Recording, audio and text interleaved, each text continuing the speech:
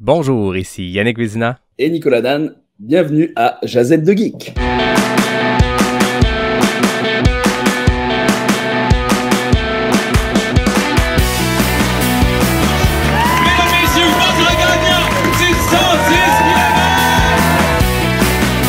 Si tu commences à te sentir bien en courant un ultramarathon, fais-toi-en pas, ça va passer.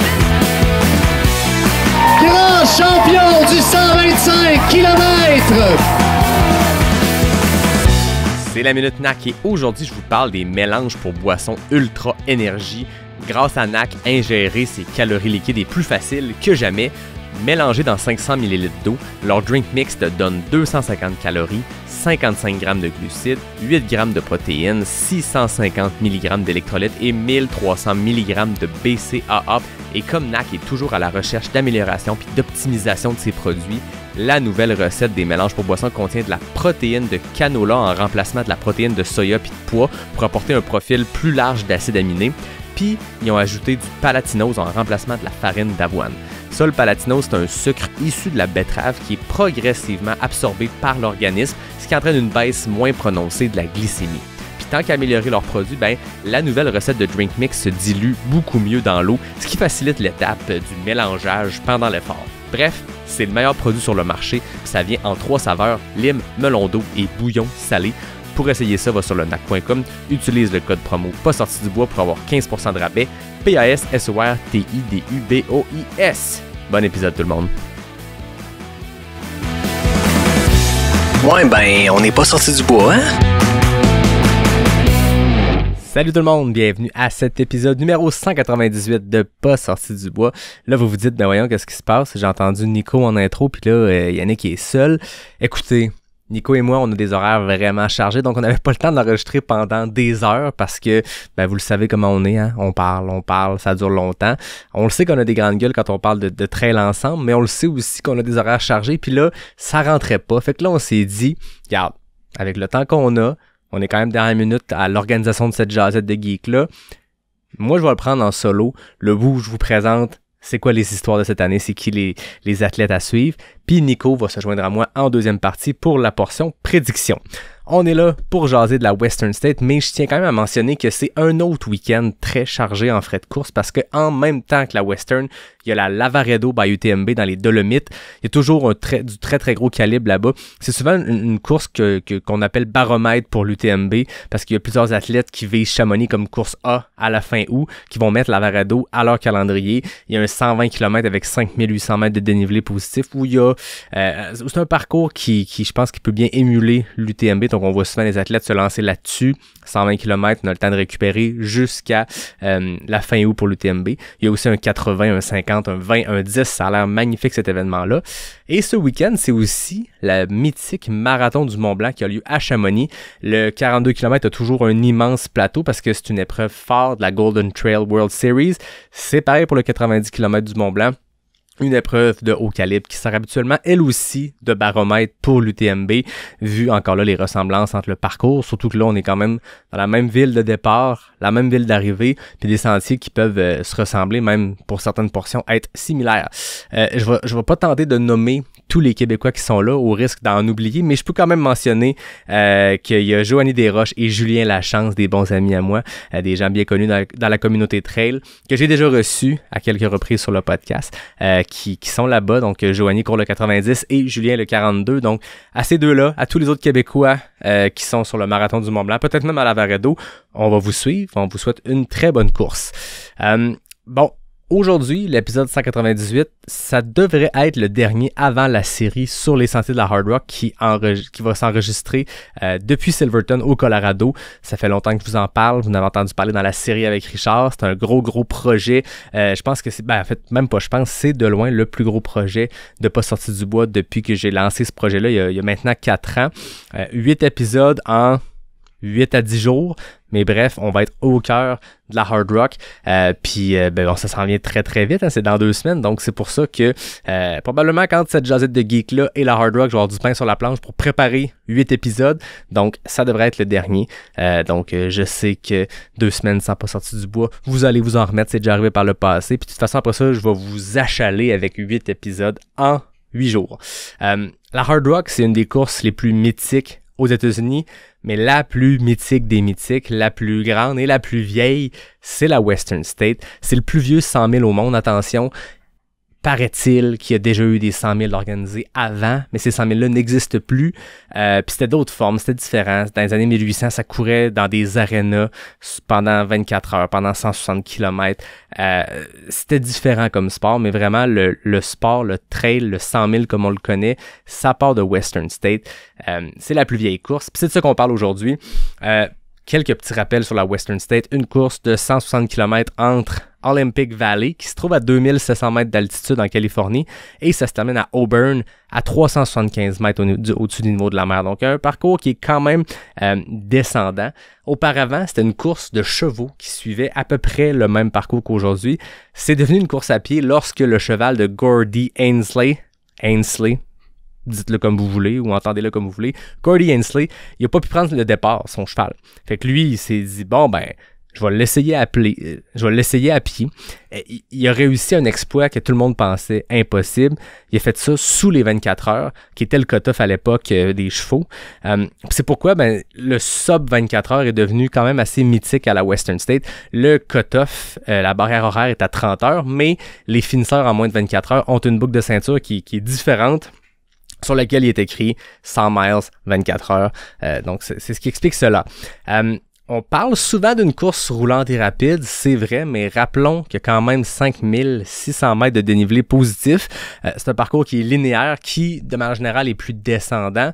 Sur 5600 mètres de positif, il y a 7000 mètres de négatif cumulés dans toute cette course-là. C'est une course qui débute en altitude la plupart du temps dans la neige, puis qui devient très rapidement chaude. Il y a des canyons à traverser, puis il peut faire jusqu'à 40-45 degrés. C'est un des gros défis de cette course-là. Puis dans les 3 dernières années, on a eu un peu de tout. On a eu une année extrêmement chaude en 2021, une année, qualifions-la, de pas pire chaude en 2022, puis une année relativement fraîche comparée aux moyennes habituelles l'année passée en 2023. C'est ce qui a expliqué le temps victorieux plus lent de Jim Walmsley en 2021. Année très, très, très chaude. Il a fait juste 14h46 versus 14h09 3 ans plus tôt. Ça demeure que dans la grosse chaleur, Jim Walmsley a fait le 5e temps le plus rapide de l'histoire de la course. Par contre, c'est ce qui explique aussi que l'an passé, ça a été une année assez rapide. En fait, c'est parmi les années les plus rapides parce que justement, c'est une température plus fraîche. Pour cette année, les prévisions météorologiques prévoient une année modérément chaude. Donc, avec un départ autour de 24 degrés Celsius à Olympic Valley. La course commence avec une immense montée dans le centre de ski, où il y a déjà eu les Olympiques dans les années 60. Donc, c'est une grosse montagne. Rendu en altitude à 2700-2800 mètres, il devrait faire du 18-19. Donc, il va être 5-6 heures du matin, 18-19. On s'entend, c'est déjà très, très chaud. Puis à partir de Robinson Flat, qui est le 30e mile, qui est le moment où la course vraiment va descendre dans les canyons, on prévoit un 30 degrés à Robinson Flat. Puis après ça fait juste augmenter. Les canyons seront très, très chauds, mais pas suffocants. Pas 2021. On parle de température qui, en ce moment, devrait avoisiner les 34-35 en après-midi. Donc, c'est une année, je pense, qui va ressembler à 2022, qui était, je la qualifiais tantôt, relativement chaude, mais pas extrême. Avant de jaser des athlètes qui vont tenter d'arriver en premier, parlons de nos 2 Québécois qui prendront le départ. Il y a Xavier Beruel de Montréal, un gars qui a complété le Tour des Géants, l'UTMB, attention, dans le top 100 pour une course de 2000 plus coureurs. C'est immense, c'est un excellent coureur, Xavier. Il a aussi complété le Bromont Ultra 160, le Tahoe 200 miles et plusieurs autres. Donc, un gars d'expérience. D'après moi, c'est une course bucket list qui va se check en fin de semaine.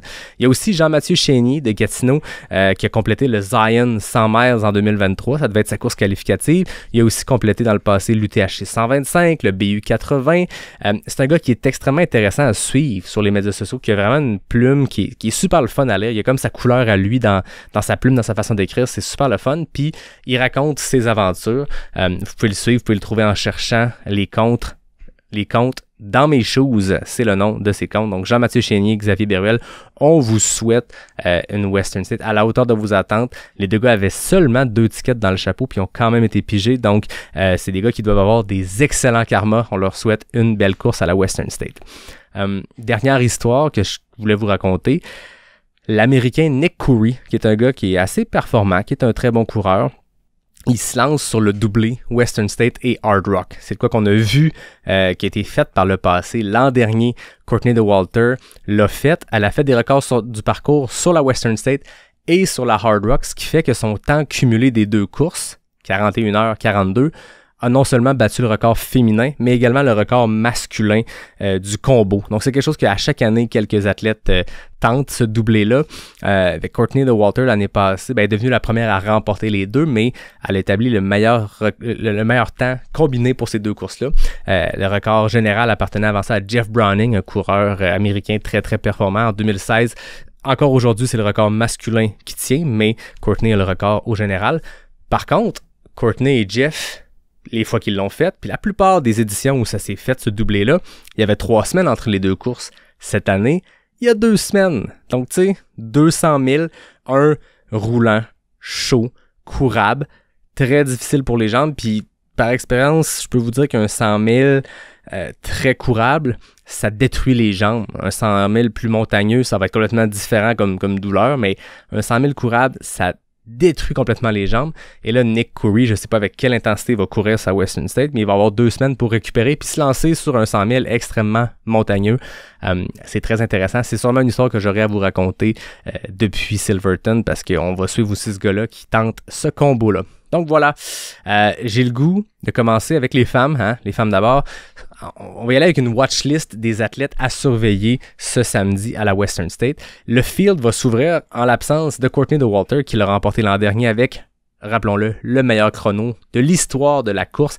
Le record du parcours tenait depuis plus d'une décennie, puis elle a fait ça comme une pro l'année passée, 15h29. Pour vous donner une idée, c'est meilleur que le chrono de Kilian quand il a remporté la Western State en... je vais me tromper, je pense 2011. Donc, c'est complètement fou ce qu'elle a fait Courtney l'année passée. Elle n'est pas de retour cette année à la Western State. Donc, on ouvre le field et ça devient extrêmement intéressant. La première dont j'ai envie de vous parler, c'est Katie Schide qui l'année passée, elle aussi a fait le meilleur chrono de l'histoire. C'est juste plate qu'il y avait une Courtney devant elle encore plus rapide, mais elle a aussi fracassé le record du parcours l'an dernier en terminant 2e. Elle arrive en feu. Elle vient de remporter le Canyons Endurance Run, une course en avril en Californie qui se passe sur les mêmes parcours de la Western State, donc des conditions similaires.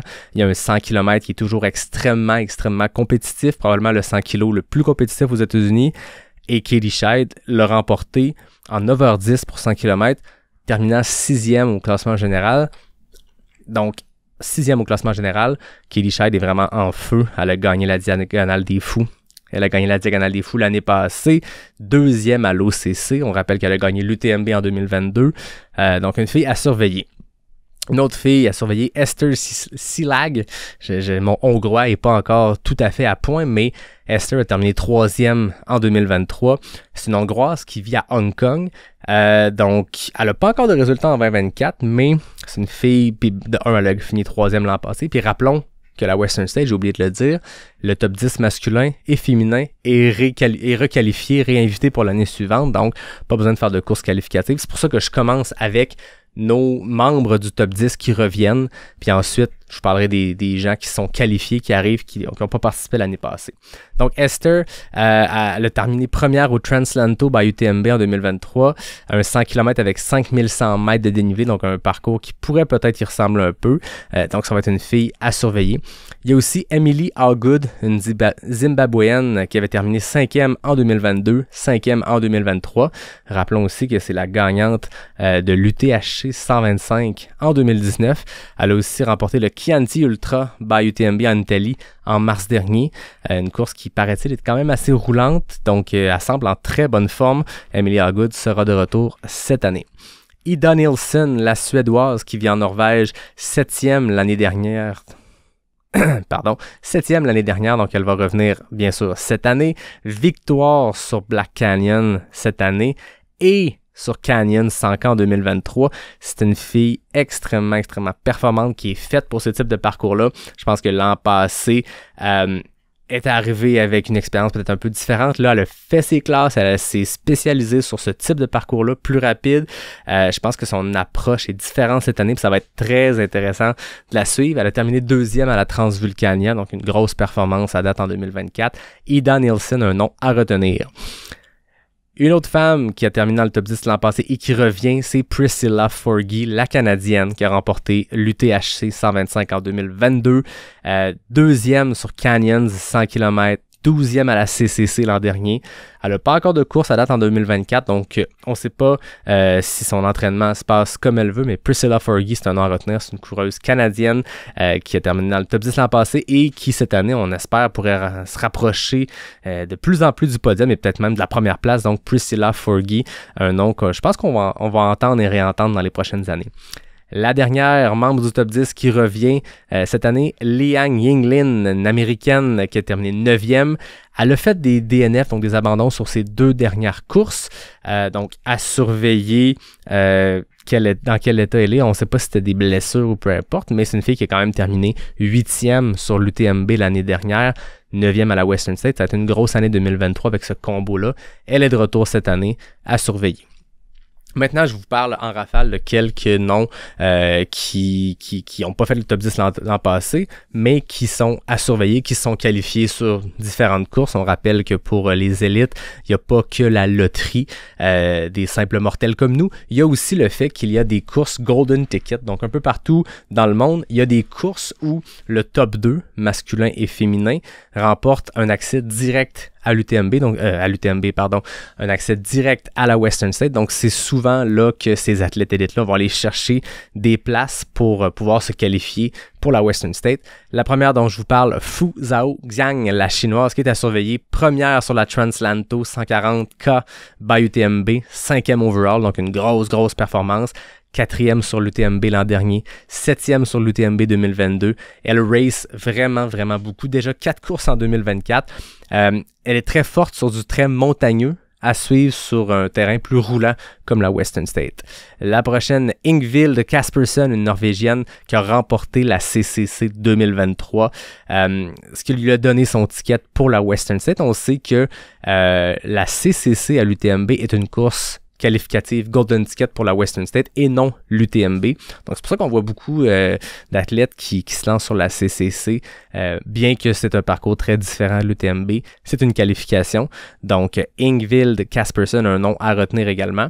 Il y a Ragna de Bats, une Hollandaise qui vit en Espagne, qui a remporté son Golden Ticket pour la Western States en terminant 2e à la Javelina 100, un parcours de 100 000 qui se passe en octobre en Arizona. Très roulant, encore plus que la Western States, mais c'est une course qui est extrêmement rapide. 3e à la Western States en 2021, attention, avec un solide 17 h 41 minutes, gagnant du Marathon des Sables, de la Transgrande Canaria. Donc, pas de problème avec la chaleur pour Madame Debats. Donc, la Hollandaise sera à surveiller. Je pense qu'elle a tout ce qu'il faut pour percer le top 10, le top 5, puis peut-être même encore plus. La prochaine dont j'ai envie de vous parler, c'est Rachel Drake, une Américaine qui a remporté la Black Canyon 100 kg en 2024. C'est comme ça qu'elle a obtenu son Golden Ticket. Black Canyon, toujours une course qui est un excellent baromètre, comme je parlais plus tôt par rapport à l'UTMB. Dans ce cas-ci, c'est un baromètre pour la Western States. Un 100 kg très rapide, très roulant en Arizona, avec toujours un énorme field de coureurs. Donc Rachel Drake, 6e sur l'OCC en 2023. Première à Black Canyon sur le 60 km il y a une couple d'années. Ça sera son premier 100 000, donc à suivre, mais une fille avec beaucoup d'expérience qui pourrait vraiment surprendre. Il nous en reste 3 dont j'ai envie de vous parler. Casey Lichtide, une Américaine qui a terminé la Western States, attention, à 9 reprises avec une victoire en 2016, une 3e place en 2019. Ça a été plus difficile récemment. 10e, 18e, 12e au cours des 3 dernières années, mais c'est une fille qui connaît ce parcours-là extrêmement bien. Ce sera sa 10e Western States, puis je pense que chaque fois qu'elle s'aligne sur cette course-là, on ne peut pas ne pas la nommer parce que l'expérience fait la différence sur un parcours aussi challengeant que la Western States, puis Casey Lichtide, force est d'admettre qu'il a assez comment dompter cette bête-là. La prochaine dont j'ai envie de vous parler, c'est Sally McRae, une autre fille qui roule sa bosse depuis très longtemps.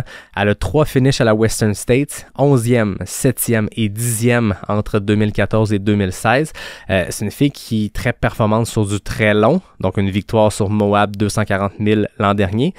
Première sur le Triple Crown of 200 l'an dernier, donc le combo des 3 200 000 organisés aux États-Unis, mais elle a terminé première à la Badwater 135 en 2021, donc on s'entend, est prête pour de la grosse chaleur. Elle, les 35 degrés de la Western State, ça l'impressionne pas. Elle a couru à Badwater, là où les semelles fondent sur l'asphalte tellement il fait chaud. Donc Sally McRae, c'est une fille qui a un mental d'acier. C'est une fille qui est super intéressante à suivre sur les médias sociaux, qui a écrit un livre, qui est vraiment une grande source d'inspiration, qui pourrait vraiment surprendre et potentiellement prendre sa revanche sur ce parcours-là qu'elle n'a pas tenté la Western State depuis 2016. La dernière dont j'ai envie de parler, c'est Madeleine Wighart, une Canadienne qui a terminé 2e au QMT 100 000 en 2022. 3e sur le Leadville 100, une course au Colorado qui peut quand même ressembler à la Western State dans le sens où il n'y a pas énormément de dénivelé. Ça se passe en haute altitude, contrairement à la Western State, mais quand même, c'est plutôt roulant, si on peut dire ça, pour une course au Colorado avec 4000 mètres de dénivelé positif. Mais pour un 100 000, c'est quand même moins que la Western State. Elle a très bien fait là. Elle a aussi terminé 9e sur la GFK 50 Mile, une course de 50 000, le plus vieil ultramarathon aux États-Unis, encore plus vieux que la Western State. C'est un 50 miles extrêmement roulant, extrêmement rapide. Faire un top 10 là-dessus l'an dernier, c'est très impressionnant. Donc, c'est une fille qui a pas besoin c'est une fille qui est très rapide, très performante sur du 100 000. Puis elle s'est débrouillée dans les racines de la Mustachibo. Donc elle a beaucoup d'outils dans son coffre à outils pour se rendre au bout de la Western State. Par contre, sur une note plus personnelle, je doute beaucoup qu'être pas pire dans la Mustachibo serve à quelque chose à la Western State. Voilà, c'est ce qui fait le tour pour nos femmes à surveiller. Donc, vous voyez, c'est un plateau qui est très profond. Il y a beaucoup de monde. Vous allez voir quand on va faire un peu le même exercice à l'approche de la Hard Rock, qui est une course plus petite, avec seulement 140 coureurs, beaucoup plus difficile de se qualifier. La longueur du plateau n'est pas comparable. C'est 5 ou 6 filles, 5 ou 6 hommes à surveiller sur la Hard Rock. Là, dans ce cas-ci, je vous ai nommé une douzaine de femmes, et je vais en avoir autant du côté des hommes. Je prends une gorgée, je parle beaucoup, je suis tout seul, je peux pas laisser Nico prendre la parole le temps que je prenne une gorgée. Côté homme, je commence encore là avec le top 10. Notre gagnant de l'an dernier, Tom Evans, n'est pas de retour, donc encore là, ça ouvre le field. On a un gars qui s'appelle Tyler Green, un Américain, qui a terminé 2e en 2023, 4e en 2022, 2e en 2021, donc les 3 dernières éditions se sont très bien passées pour lui. 7e à l'UTMB l'année passée, 3e au Hong Kong 100 en janvier dernier. Tyler Green est en excellente forme, donc il sera à surveiller. Le prochain, Jiasheng Shen, le Chinois qui a terminé 4e l'année passée. Une très solide performance en sol américain parce que dans les dernières années, on a vu des coureurs chinois être très performants dans leur pays natal, puis arriver sur un UTMB, sur une Western State, partir extrêmement vite, extrêmement fort. Après 30-40 kilos, ils mènent la course, puis ensuite exploser. C'était quand même très... ça arrivait quand même très souvent, ce genre de situation-là. Puis à un moment donné, c'était rendu dans les jasettes de geek quand on se préparait pour l'UTMB. On considérait quasiment plus les coureurs chinois parce qu'on se disait ils font toujours le même genre d'erreur, ils partent trop fort. Jiasheng Shen, l'année passée, a prouvé complètement le contraire. Donc, 4e l'année passée, avec une grosse performance. Il a encore faim, il a encore de la place à améliorer son temps. Ça va être un gars très performant cette année. Il a aussi terminé 2e à la CCC l'an dernier. Très impressionnant. Puis il a déjà complété 3 courses en 2024. 5e sur la Transgrande Canaria. 1er sur la The North Face 100 Ultra Trail Challenge Moganshan en Chine. Et 3e sur la Mount Yun by UTMB, un 100 kg. Donc l'entraînement est au rendez-vous. Ça, c'est certain. Ensuite, je vous parle de Daniel Jones, le Néo-Zélandais qui a terminé 12e à l'UTMB. Il a déjà complété 4 courses en 2024. Il avait terminé premier à Tarawera en Nouvelle-Zélande, qui est un terrain qui peut ressembler quand même à la Western State. Il avait terminé 5e l'an dernier à la Western State, donc un gars qui a de l'expérience sur ce terrain-là, qui a de l'expérience sur plein de courses comparables, donc un nom à surveiller. Le prochain dont je vous parle, c'est notre homme qui avait terminé 7e l'an dernier, Ryan Montgomery, un Américain qui avait connu une dure course sur la Black Canyon cette année. Il a terminé 26e pour un top 7 pour un top 7 Western State. C'est quand même une performance dure à Black Canyon de terminer si loin du podium. Je pense pas que c'était son plan de match. Mais il a quand même fait un podium sur la Javelina 100 miles en terminant 3e l'an dernier. Donc, on peut penser que Black Canyon, ça a été une journée plus difficile, mais clairement, ce gars-là a l'expérience du 100 000, l'expérience de la Western State à surveiller. Le 8e l'an dernier, Jeffrey Colt est de retour. Donc, l'Américain est sur une grosse lancée. Il avait coupé plus d'1 heure à son chrono à la Western State entre 2022 et 2023. Puis on s'entend, 1 heure sur ce parcours-là, c'est énorme. Donc on voit que le gars, il est en apprentissage, il est en train de se familiariser avec cette distance-là. On l'a vu aussi faire l'UTMB l'an dernier, terminé dans le top 50. Donc il va être intéressant à voir cette année, voir si justement il peut poursuivre cette amélioration-là d'une année à l'autre. Puis si c'est le cas, s'il retranche une autre demi-heure à son chrono, ça le place en très bonne position pour au moins un top 5. Le dernier du top 10 à revenir cette année, c'est l'Américain Cole Watson. Lui aussi a une dure Black Canyon. D'après moi, il a couru avec Ryan Montgomery parce qu'ils ont terminé 25e et 26e. L'an passé, il avait terminé 8e et 9e à la Western States. C'est une histoire d'amour, cette affaire-là. Il s'est repris, par contre, lui, à Canyons sur le 50 km, donc quelques mois après Black Canyon. Il a terminé 3e sur le 50 km. Donc, il a des excellentes jambes de vitesse. Donc, à suivre pour ce que Cole pourra faire cette année. Bon. Là, on sort du top 10, puis on parle des gens qui se sont qualifiés pour la Western State. On va tout de suite sortir l'éléphant dans la pièce. Jim Walmsley est de retour. C'est son grand retour à Western State. Lui qui l'a remporté à 3 reprises, en 2018, 19 et 21. Il est détenteur du record de parcours. Il avait complètement explosé à ses 2 premières tentatives en 2016-2017. Il était en tête, en avance sur le record du parcours, puis il avait complètement explosé. Mais après ça, il a pris sa revanche à 3 reprises, 3 éditions consécutives avec des victoires. Ça fait 2 ans qu'il passe en France. Il s'est imprégné de la vie de montagne. Ça lui a permis de remporter l'UTMB l'an dernier.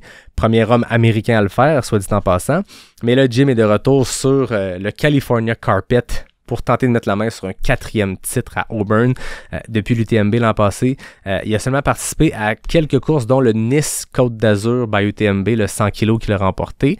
Et la semaine passée, à Broken Arrow, sur un kilomètre vertical, à 1 semaine de la Western State, alors qu'il est dans un field rempli d'athlètes de montagne qui s'entraînent pour faire du kilomètre vertical.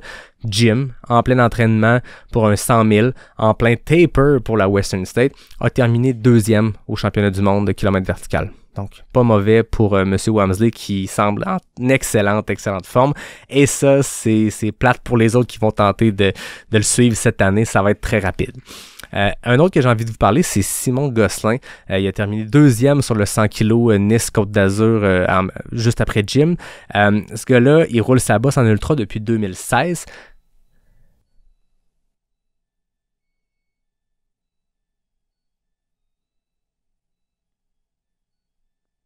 Le bruit de la sécheuse.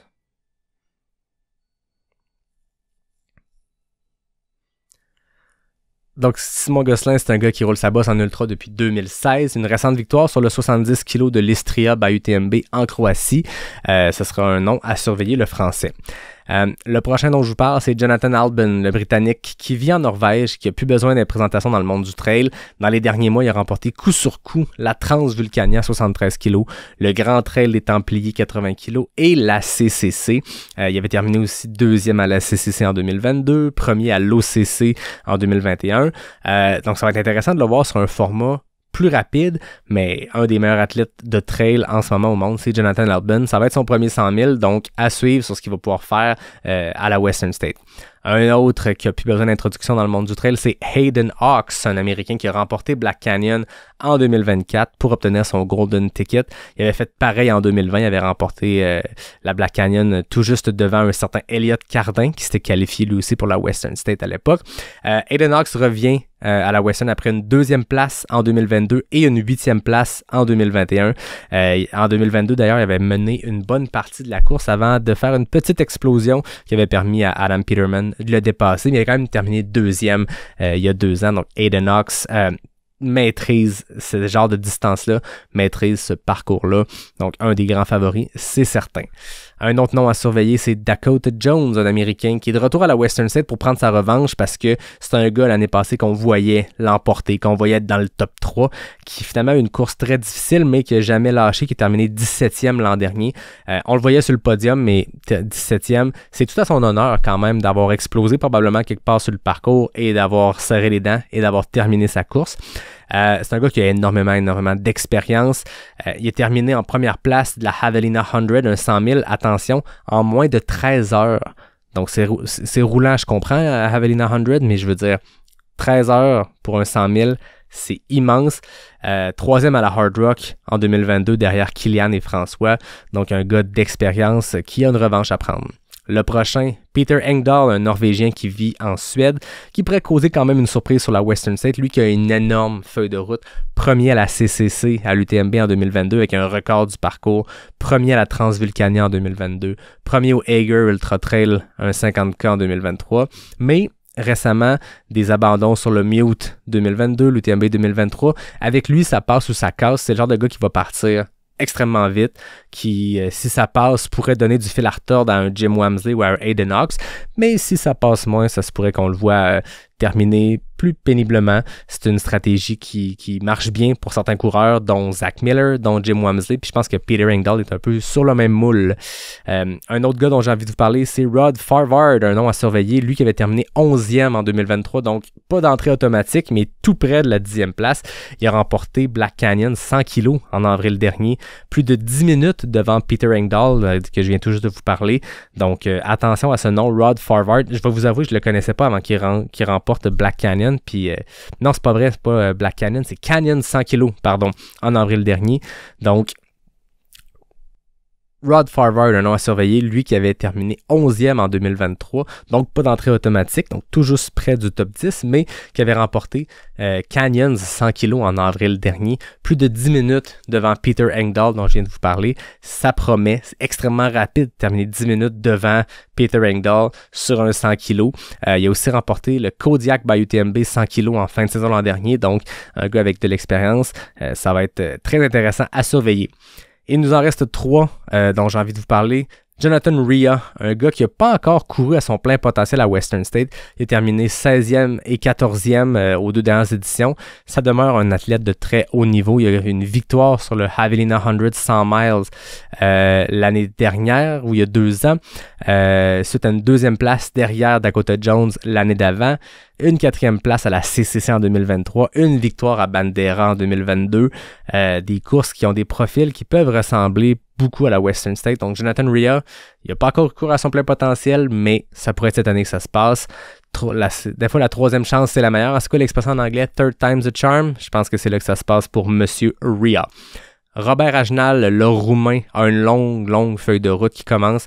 Il y a plus d'une décennie, c'est un gars qui a terminé 2e à l'UTMB en 2018, 4e sur le Mute en 2019, 5e en 2021, premier sur l'Istria 100 000 by UTMB en Croatie en 2022, 2e à la Varedo l'an dernier. Vous voyez, c'est un gars, il les a tout fait les courses, puis il a bien fait partout.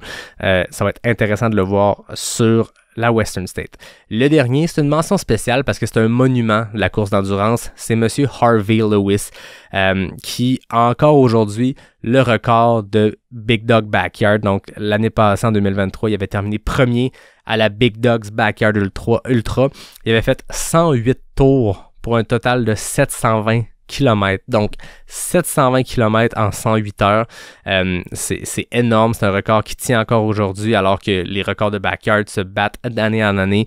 Harvey Lewis a fait ce que personne ne pensait possible. 720 km en 108 heures. Pas besoin de vous dire qu'il est prêt pour les 15-16 heures que lui prendront la Western State. C'est un gars qui a aussi 12 finishes sur la Badwater 135. Donc lui, tu sais, la chaleur, ça ne l'affecte pas. Il a même gagné Badwater en 2014 et 2021. C'est un gars plus âgé que les autres gars dont je vous ai parlé, mais clairement, l'âge ne le ralentit pas, c'est ce qu'on voit en ce moment. Donc, ça pourrait être intéressant de le voir dans ce field-là. Je pense que c'est un gars qui va se tenir loin des positions de tête au début, mais que si la journée est difficile pour certains, il pourrait grappiller des places puis jouer au Pac-Man, puis peut-être même finir dans un top 5 ou top 10. Donc voilà, c'est ce qui complète ce tour d'horizon. Ceux qui sont geeks comme moi, comme Nico, je pense que ça vous a parlé, que je vous pitch plein de noms comme ça, avec plein de performances récentes sur des courses qui nous disent toutes quelque chose. Si vous êtes moins comme ça, puis je vous respecte, puis je vous envie quasiment, parce que des fois, ça donne mal à la tête de suivre ce sport-là aussi intensément. Ça fait beaucoup de noms puis d'affaires que je pitch comme ça. Mais voilà, c'est ça les jasettes de geek. Que je sois en solo avec Nico Dan, ça finit de même. On pitch des noms et des chronos et des noms de course et des distances. C'est beaucoup de chiffres, beaucoup de mots. Vous le savez, c'est ça, pas sorti du bois quand on parle de Western State ou de geekage. Et là, sans plus tarder, c'est le temps d'accueillir notre geek par excellence, celui qui a participé à peu près toutes les jasettes de geek au cours des 3 dernières années avec Pas sorti du bois. On se laisse à l'instant, après le message du partenaire, pour les prédictions de l'ami Nicolas Dan. C'est la minute de la coach avec Natacha Gagné. Tu nous l'as dit, tu nous l'as répété plusieurs fois, c'est important la musculation. Maintenant, je veux savoir, c'est quoi tes exercices chouchou? En fait, d'ajouter de la musculation à son entraînement de course, c'est pas indispensable, mais c'est clairement un bel avantage. Mon premier exercice préféré, c'est le lunge, ou appelé aussi la fente. Ça va non seulement aller travailler tous les membres inférieurs par la force ou l'endurance, mais aussi la stabilisation du tronc et l'équilibre. Mon deuxième exercice, chouchou, les équilibres. Encore mieux si on est capable de les faire en faisant l'arabesque. Donc, c'est un exercice musculaire où est-ce qu'on va pencher notre tronc vers l'avant en levant notre jambe et en se tenant en équilibre sur notre jambe de support. La planche abdominale, mon troisième, pour aller vraiment travailler notre core, C-O-R-E. Donc, on peut faire la planche régulière, la planche latérale aussi.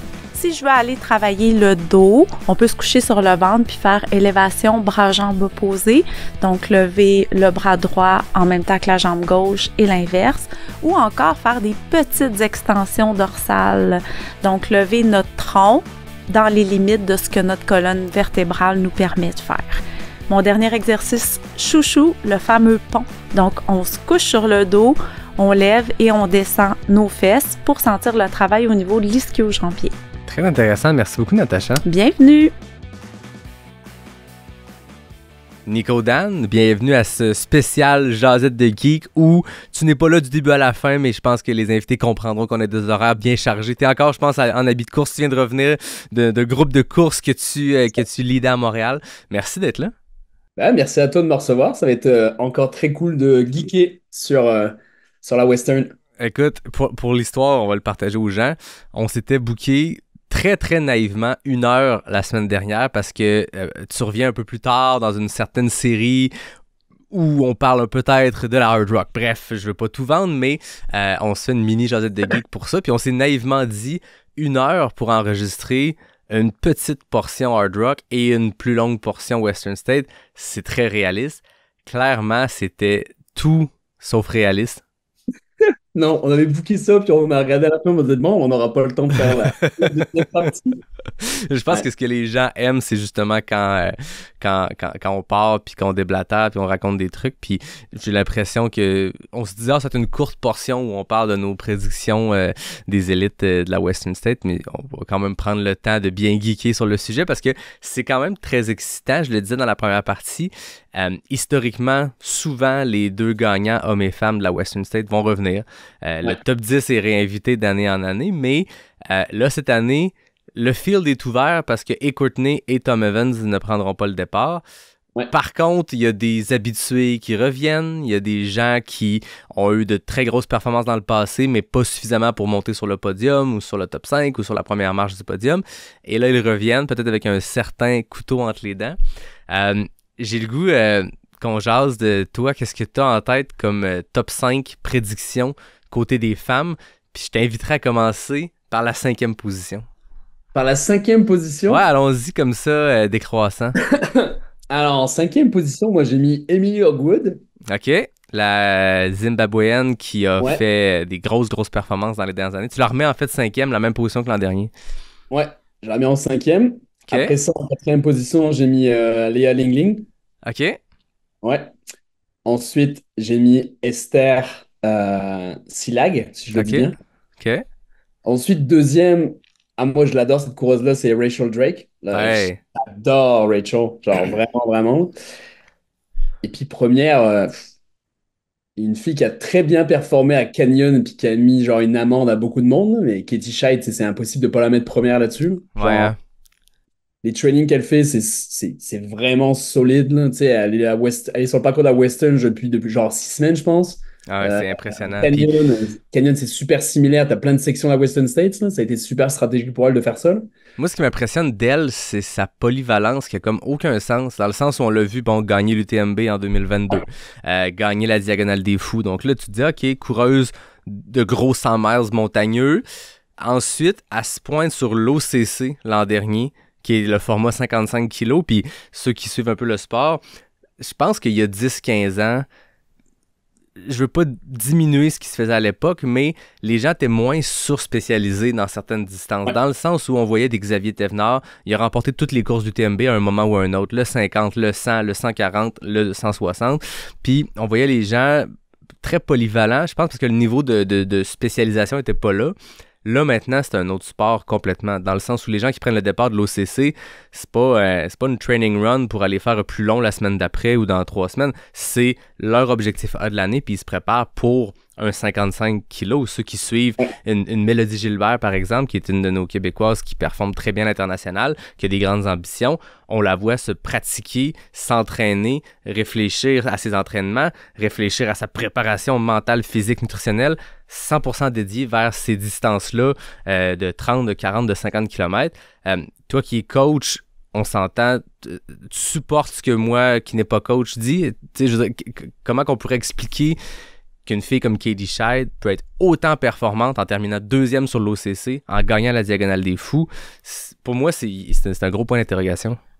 Ah, pour vrai, c'est super impressionnant sa faculté, et c'est surtout de s'adapter, en fait. Tu as tellement de stimuli d'entraînement qui sont pas du tout les mêmes, mais elle est capable de genre mettre une switch et se dire, OK, là, ça va être un 100 miles montagneux, genre, type UTMB, puis arriver là, après ça, de dire, hey, mon corps, OK, je lui mets une switch, je vais passer sur un 100 miles roulant.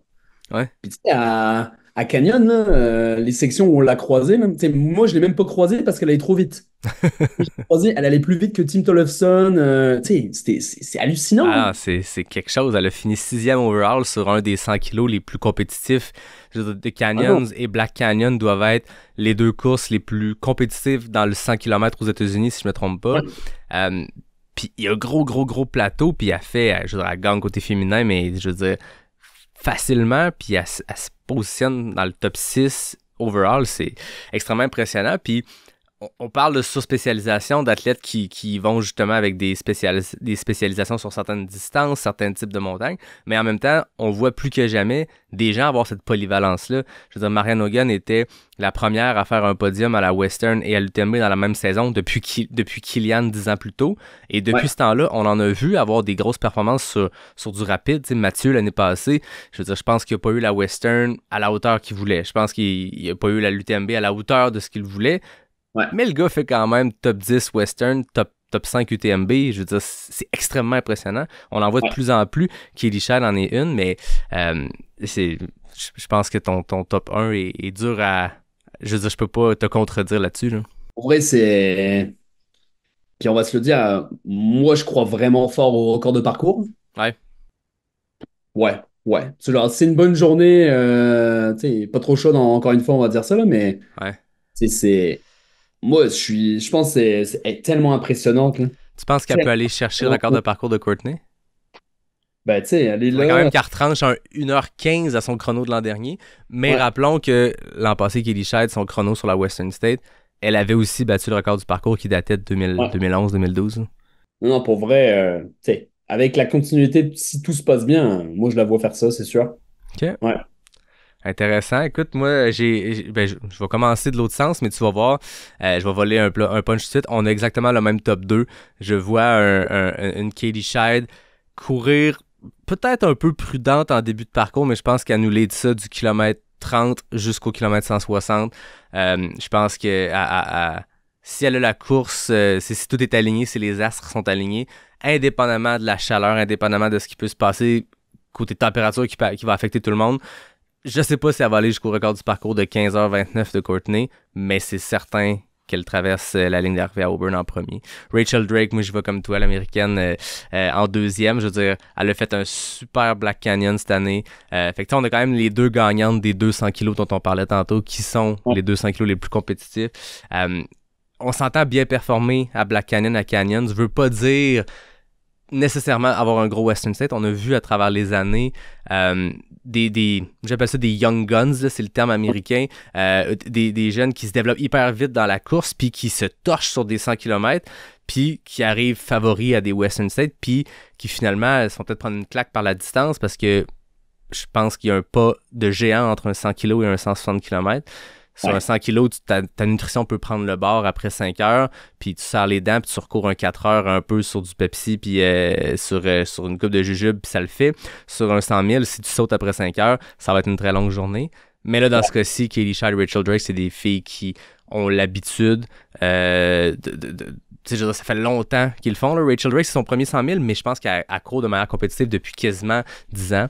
Elle revient bien, hein, elle a eu la grossesse il y a 2 ans, donc Ouais. là, c'est la compagne de Tyler Green. Mm-hmm. Mais je pense que là, les deux ont eu un entraînement solide, on passera après sur les autres, mais je pense que souvent la grossesse chez les femmes, là, des fois, ça leur donne un truc de carrière après, un petit bump. Ouais, Là, on en a vu beaucoup. Hein.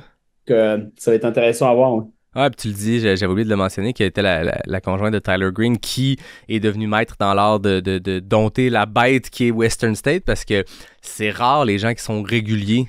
Tu sais, qui ont. Puis, tu sais, dans les dernières années, Tyler Green, c'est la personne la plus régulière sur la Western State. Donc, ça reste que tu partages ta vie avec quelqu'un qui peut te donner des petits conseils, qui, je veux dire, elle approche un premier 100 000, mais elle a. Jour après jour, les conseils de quelqu'un qui en a déjà fini, puis je suis sûr qu'elle est très bien entourée par son équipe aussi, donc moi je m'inquiète pas pour elle sur un premier 100 000, je pense qu'on va avoir un podium, Katie Schide, Rachel Drake. En troisième, moi je mets Emily Hawgood, je trouve que c'est une fille qui performe vraiment très bien depuis quelques années, qui semble vraiment dédiée à la Western State. C'est une fille que moi j'ai appris à découvrir en 2019 quand elle avait gagné l'UTHC 125. Mais depuis ce temps-là, elle a fait quelques Western State, 5e en 2023, 5e en 2022.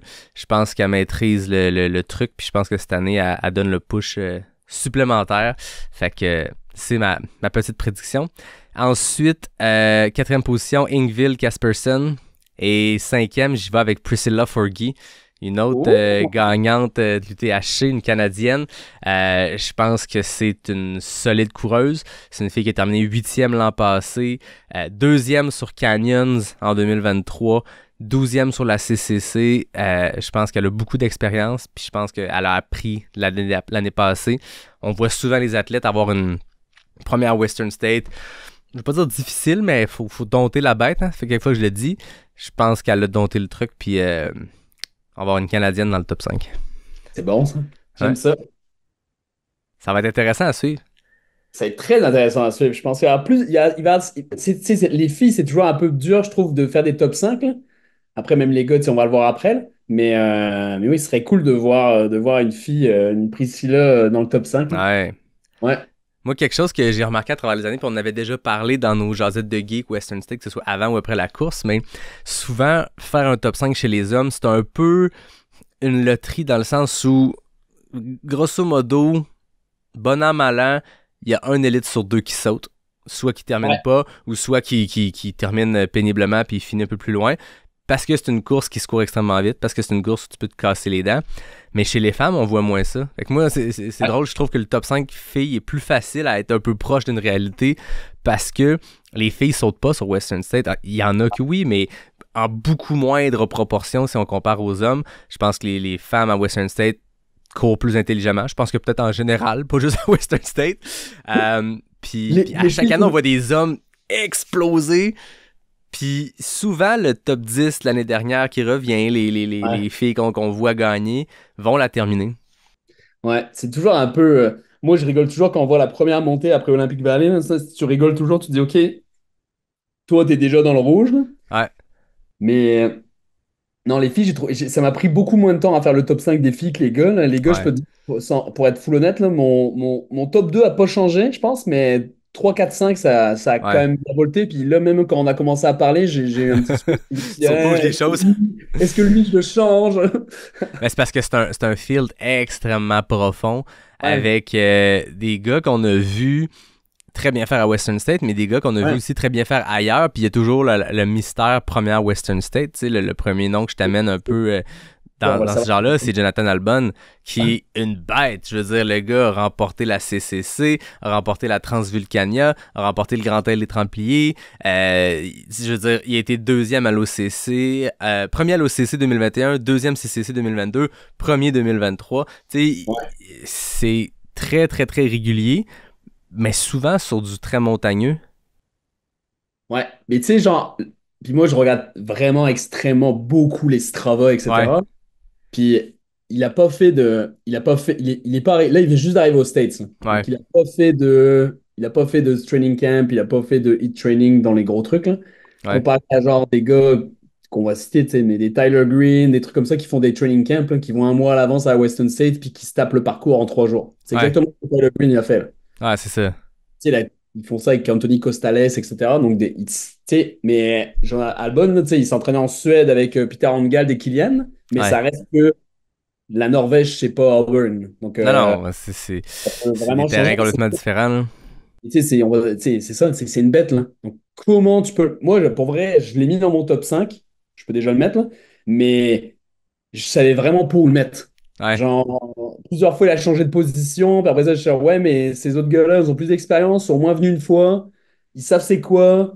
Euh, Puis, tu sais, même au niveau de la vitesse, c'est oui, il est rapide, mais je pense que sur du terrain moins technique, il y a d'autres gars qui ont beaucoup plus de vitesse pure qu'Albon. ouais, Mais c'est clair. Puis tu parlais de Peter Engdahl, je pense que c'est un peu la même affaire. C'est quelqu'un qui est extrêmement performant sur du très montagneux, qui s'entraîne sur du très montagneux. Ça va être intéressant de le voir sur du plus roulant. C'est un gars qui, soit il gagne, soit il DNF. Tu sais, on l'a vu abandonner Mute 2022, UTMB l'année dépassée. Je pense qu'il va all-in, puis c'est un gars qu'on pourrait voir rapidement en tête de course. Je serais pas surpris de le voir mener la course au début, un peu à la Ludo Pomeray. C'est il y a 2 ans, je pense qu'il avait surpris tout le monde, puis le vieux routier qui prend les commandes de la course. Mais je pense que tu sais, je veux dire, c'est plate, je le souhaite pas du tout, puis je serais vraiment content que Peter Engdahl puis que Jonathan Albon me fasse mentir. Je pense pas que c'est des auditeurs de pas sortir du bois, fait que je pense pas heurter des sensibilités, mais moi je les vois pas dans le top 5 pour toutes les raisons. Par contre, je pense pas qu'ils vont exploser nécessairement. C'est des gars qu'on pourrait voir dans le top 10, dans le top 15, puis qu'on pourrait voir revenir parce que c'est une course qui est difficile à dompter. Puis c'est des gars qui s'entraînent pas sur ces terrains-là de manière générale, là. ça reste que c'est deux gars qui vont à l'UTMB après, tu sais. Donc, Ouais, tu sais, est-ce qu'ils sont là et qu'ils se disent, OK, on va le faire au bout, puis on va y aller à fond? Ou alors, c'est là en se disant, genre, hey, c'est l'expérience, pourquoi pas faire un top 10 puis revenir l'année prochaine en se ouais, disant, c'est l'objectif principal, puis je fais ça bien l'année prochaine. Tu sais, il y a sûrement des personnes qui ont fait ça dans le futur, un peu, là. ouais. Mais, mais ouais. Est-ce que tu y vas avec ton top 5? Ouais, mais numéro 5 moi, j'ai tenté quand même le gamble de mettre Albon en Ouais, 5. ok. Je mets Albon en 5. 4, j'ai mis Dakota Jones parce que Mhm. beaucoup Dakota. Ouais, il y a une revanche à prendre aussi, hein. Ah L'année oui, passée, je me rappelle pas où on l'avait placé dans nos top 5, toi et moi, mais il était là, là. je l'ai mis haut les dernières, moi, je me rappelle. Faudrait que je Ouais, regarde, mais je pense que je l'avais mis. Il me semble que je l'avais mis 2 ou 3. ouais, Ouais. Mais ouais, Dakota Jones. Après, moi, je mets mon gros chouchou Tyler Green, je l'adore, là. ouais, C'est tellement c'est un super athlète, mais c'est une super personne aussi, là. ouais. Puis, tu sais, il a fait entraînement extrêmement solide, là. Il a fait la Western sur 3 jours, puis Mhm. il a pris des crowns à quasiment à tous les segments de la Ah Western. ouais. Et je pense qu'il est en forme. Puis, tu sais, comme on le disait, tu sais, lui, il est excellent sur les courses roulantes. Tu sais, à chaque fois, il va à l'UTMB, mais tu sais, il a quand même bien fait, il a quand même très, très bien fait les dernières. Ouais. Mais tu sais, la Weston, il fait toujours bien Tyler Green. Ouais, Puis, c'est son terrain naturel, là. on regarde le début, il est jamais super en tête, puis il revient toujours, quoi. Ouais. Euh, Deuxième, j'ai mis Aiden Hawk. Ok. Un Puis bah, retour de Hayden Hawks en deuxième place. premier, est-ce qu'on a besoin de le dire? Je pense que c'est quasiment aussi facile que du côté féminin. Ouais, je pense qu'on va avoir le même, hein. Ouais, je pense que oui. Veux-tu le nommer? Ah, Jim, hein. Tu Ouais. sais, ouais, Le tu sais, grand retour. on ne pas le mettre, là. Ouais. On ne pas le mettre. On parlait tantôt que c'est une course qui est dure à dompter. Ça y a pris 2 fois pour essayer de la dompter. Dont une fois qui était comme sous le record du parcours pendant 90 miles, qui a pris Ouais. un mauvais tournant, puis mentalement ça l'a crashé, puis il a fini à la marche 20e. Mais je veux dire, 3 victoires, 3 des 4 temps les plus rapides de l'histoire. Ouais. Les 3 temps victorieux les plus rapides de l'histoire. Il maîtrise le truc. Il a bien beau avoir passé 2 ans en France dans les Alpes. C'est son terrain naturel. Ses jambes, ses muscles, son corps, sa tête sont habitués à ça, sont prêts pour ça. Je pense que ça va être beau à voir, là. Il limite pour vrai. Moi, je pense que musculairement parlant, il va être encore meilleur parce que avec les 2 années en France à faire genre tout le training qu'il a fait Ah avec oui. ski de montagne, tout ça, là, Ouais. on va avoir du grand gym, je pense. Ouais. Ouais, Est-ce la qu'on- vitesse pure est encore là, puis comme tu dis, les jambes de montée. On parle toujours de Western State, comment c'est roulant, c'est rapide. Il y a quand même 5700 mètres de dénivelé positif.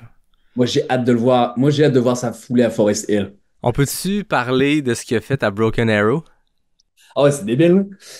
Pour vrai, à une semaine de la Western, c'est quand même solide. Il a fini à une minute du Kenyan. Puis Ouais. le Kenyan, c'est quand même le champion du monde Ah de oui. vertical. Ouais. Ouais. Pour ceux qui savent pas de quoi on parle, veux-tu expliquer ce que Jim a fait le week-end dernier?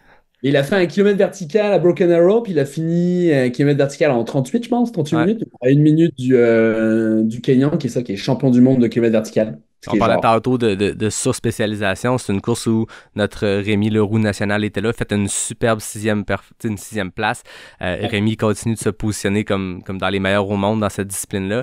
C'était un field rempli de gens qui sont là pour faire des kilomètres verticaux, pour faire des courses de montagne en format plus court, plus rapide.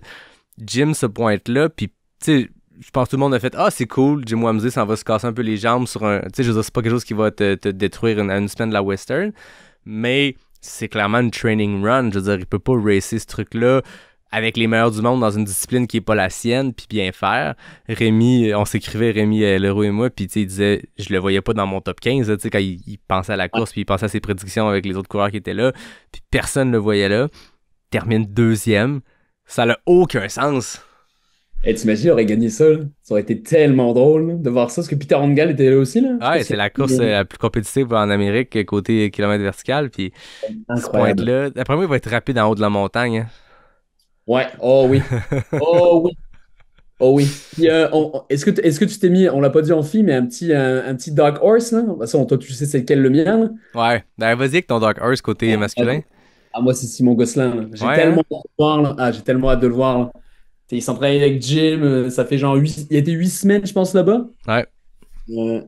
Mais là, j'ai su que peut-être il était peut-être au marathon du Mont Blanc, là. Je sais pas pourquoi, là, mais il y a du monde qui m'ont dit déjà, marathon du Ah Mont ouais? Blanc.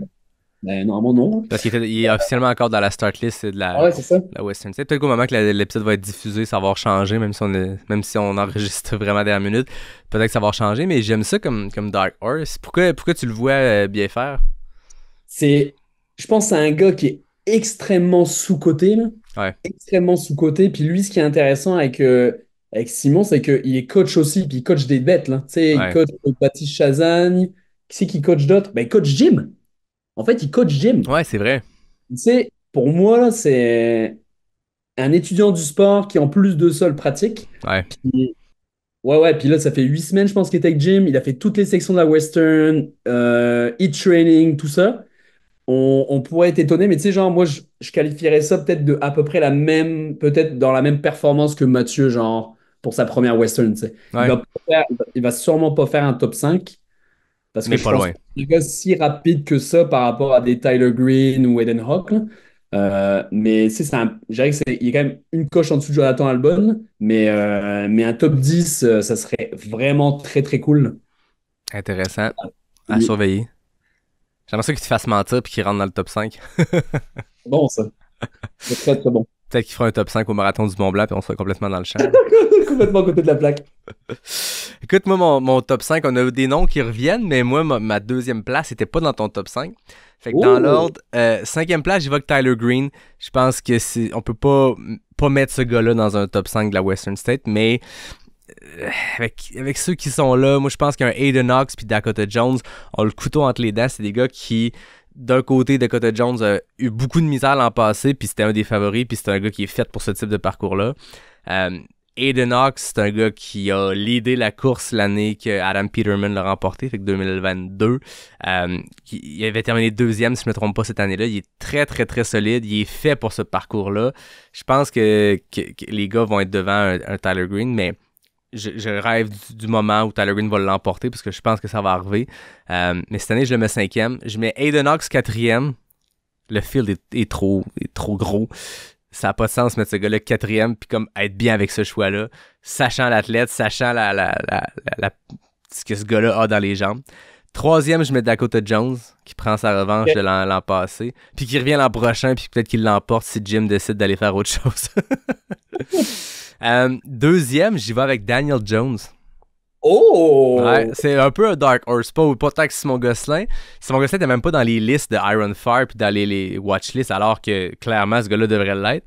Ouais. Ben, il était dans la watchlist, mais tu sais, genre, il y a le top 10 qui revient, les autres favoris, puis genre, voici des noms random, puis il était là, mais je pense qu'on le sous-estime. Mais non, j'y vais avec Daniel Jones. Il y a déjà 4 courses en 2024, tu sais, sur du rapide. Je veux dire, Tarawera, en Nouvelle-Zélande, c'est rapide. Canyon 50, encore là, un format super rapide, termine deuxième. Premier à Bryce Canyon. C'est 3 terrains qui ressemblent quand même à la Western State. Fait que c'est mon Dark Horse que je place deuxième position qui cause une surprise. C'est bon. Puis, ouais, première position, j'ai même pas besoin de le dire, c'est Jim qui s'en va chercher son 4e titre à Western. Puis honnêtement, si ça arrive pas, puis qu'il termine la course, watch out la bataille qu'on va avoir parce que, je veux dire, ça pourrait arriver que Jim finisse 3e avec une bataille de fou avec Aiden Hawks, puis c'est Aiden Hawks qui remporte la mise. Je pense pas. Jim est un maître de ce parcours-là, c'est le plus grand. En déplaise aux fans de Scott Jurek qui l'a gagné 7 fois, Jim, ce qu'il a fait en 3 victoires, ça explose tout. Mais ouais, je pense pas que Jim termine pas premier. Ok. Ouais. Ça va être intéressant. Oui, ça va être. Moi, je pense que ça va être une édition très, très entertaining. Il va vraiment avoir, je pense, des petits retournements de situation, là. Parce que imaginons, tu fais un truc genre Jim Pett, là. Ouais. Derrière le field, c'est ouvert, là. Puis ça pourrait arriver parce que je pense que Jim a maturé puis il approche ses courses un peu différemment. C'est plus le Jim de 2016-17, mais c'est Jim, ça part vite, puis il a bien beau être un super humain, ça reste un humain, puis je veux dire, la Western State, je pense que les courses très roulantes, la ligne est très mince entre une course qui se gère bien puis une explosion. Je pense que la course en haute montagne, tu sais, avec des hard rock, des Western State, des hard rock, des UTMB, des diagonales, ça pardonne plus. Tu peux avoir un gros creux, mais pousser les montées, les descentes sont plus rough, ça revient. C'est des courses qui prennent beaucoup plus de temps, fait que le peloton a le temps de bouger, il peut se passer plein de choses. Western State, oui, il y a des performances difficiles qui ont fini avec tu sais, je veux dire, Marianne, sa Western en 2022, ça n'avait pas été une course parfaite, mais ça demeure qu'elle a fait un gros comeback. Mais c'est rare que les gens pètent puis que ça revient. La ligne est mince, c'est un ultra qui se gagne en 14 heures. Ouais, c'est ça. Sur une course montagnarde, t'as moyen de revenir, mais sur ce truc-là, genre, si t'exploses. Ouais. Ça ressemble à la limite à un marathon sur route. Ouais, exact. Pas beaucoup de marge d'erreur, t'as vraiment raison. Avant qu'on se laisse, j'ai le goût de te lancer sur une question beaucoup plus philosophique et qui ne concerne pas nécessairement l'édition de cette année. Est-ce qu'un jour, on va voir la barre des 14 heures se fracasser sur Western State? Je rappelle que le temps le plus rapide, c'est Jim Wamsley en 14h09. Ben, s'il y en a un qui le fait, c'est lui. Là. Ouais. S'il le fait, c'est cette année. Imagine, ça se fait là. Mais pour vrai, tu sais, avec le fil qu'il y a actuellement, là, on va se le dire, il n'y a que lui qui fait ça. Tu sais, que lui qui est capable d'aller aussi vite longtemps. Ouais. Historiquement, il y a quoi, 5 personnes qui sont allées sous les 15 heures. Jim, 3 fois. Jared Hazen. Comment il s'appelait le Canadien? Rob Crowar. Ouais, mais tu sais, ça, mais eux, ça a été une fois, puis that's it, là. Puis tu sais, après ça, les deux, ça s'est un peu moins piassé dans le reste de leur carrière. Ouais, c'est ça. C'est Jim, on s'entend, 2021, post-pandémie, sa 3e victoire. C'était une année beaucoup, beaucoup plus chaude, beaucoup plus difficile. L'avait quand même emporté, je vais pas dire n'importe quoi, mais je veux dire 14-46, alors que c'est une année chaude qui est pas dans ses bottines. C'est enligné 14h09, 14h30, 14h46. Puis Rob Crowar l'a fait 2 fois. C'est encore une fois, Jared Hazen une fois, puis Tom Evans l'an passé. Ouais, c'est la météo. Là. Ouais. Il y a toutes les étoiles s'alignent, il fait frais entre guillemets. Là. Ouais. Mais pour vrai, moi je pense qu'il est capable. Là. Il est capable. Il y a eu un train solide, il n'a pas été blessé, il n'y a rien eu, il n'y a pas de petit couac qu'on a eu connaissance. Ouais, c'est ça. Mais le training avait l'air d'être solide. Donc moi, personnellement, je le vois bien. Puis on ne sait jamais, hein, un record pour les deux, homme-femme, bam. Ça serait beau. Fait que Katie Scheid et Jim Wamsley au top, c'est nos prédictions. La Western State, je rappelle que c'est ce samedi. Toi, tu vas être où pour regarder ça? C'est quoi le plan de match?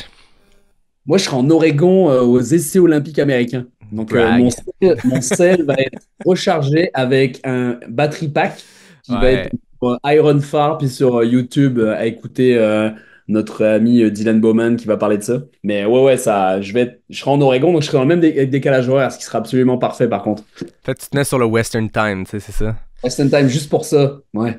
L'an prochain, tu vas être juste quelques centaines de kilomètres plus au sud, sur place, c'est ça que je comprends. Ouais, l'année prochaine, je serai là. Non, on sait jamais, on croise les doigts.